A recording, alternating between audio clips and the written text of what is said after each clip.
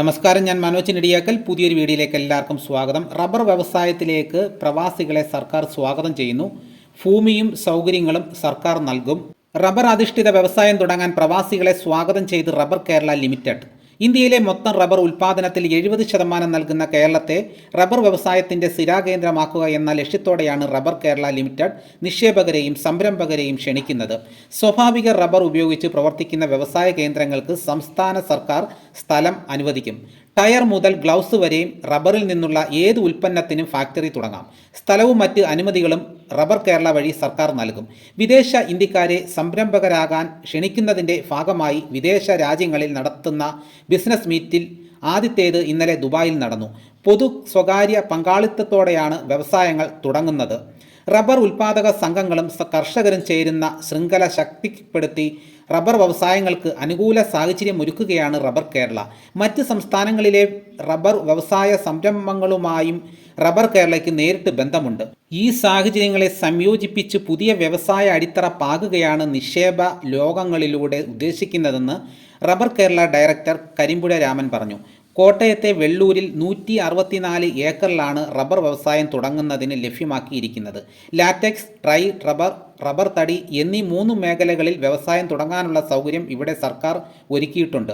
വെള്ളൂരിലെ rubber വ്യവസായ സമുച്ചയത്തിൽ rubber അധിഷ്ഠിത ഗവേഷണത്തിനുള്ള സൗകര്യം, റബ്ബറിന്റെ ഗുണമേന്മ പരിശോധനയ്ക്കുള്ള സൗകര്യം, റബ്ബർ ഉൽപ്പന്നങ്ങളുടെ പ്രദർശനത്തിനുള്ള സ്ഥലം, വ്യവസായ ഇൻക്യുബേഷൻ സെന്റർ, പരിശീലനത്തിനുള്ള കേന്ദ്രം, റബ്ബർ ഉൽപ്പന്നങ്ങൾ അണുവിമുക്തമാക്കാനുള്ള സൗകര്യം, റബ്ബർ ഉൽപ്പന്നങ്ങൾ പുനരുപയോഗ യോഗ്യമാക്കുന്നതിനുള്ള സൗകര്യം എന്നിവയാണ് ഒരുക്കിയിരിക്കുന്നത്.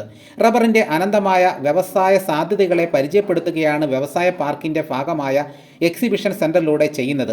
ലോകമെമ്പാടുമുള്ള റബ്ബർ അധിഷ്ഠിത വ്യവസായങ്ങളെയും ഉൽപ്പന്നങ്ങളെയും ഈ എക്സിബിഷൻ സെന്ററിൽ അടുത്തറിയാം.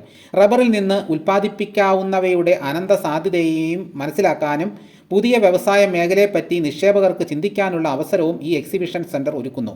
പുതിയതായി റബ്ബർ ഉൽപ്പന്നം നിർമ്മിക്കാൻ ആഗ്രഹിക്കുന്നവർക്കുള്ള എല്ലാ സൗകര്യങ്ങളും റിസർച്ച് ആൻഡ് ഡെവലപ്മെൻറ്റ് സെന്റർ വാഗ്ദാനം ചെയ്യുന്നു. പുതിയ ഉൽപ്പന്നത്തിൻ്റെ ചെറു മാതൃകകൾ ഉണ്ടാക്കുന്നത് മുതൽ അതിൻ്റെ ഗുണമേന്മ നിലനിർത്തി മികച്ച ഉൽപ്പന്നം വിപണിയിൽ എത്തുന്നത് വരെയുള്ള കാര്യങ്ങൾ റിസർച്ച് സെന്ററിൻ്റെ സഹായം ലഭിക്കും.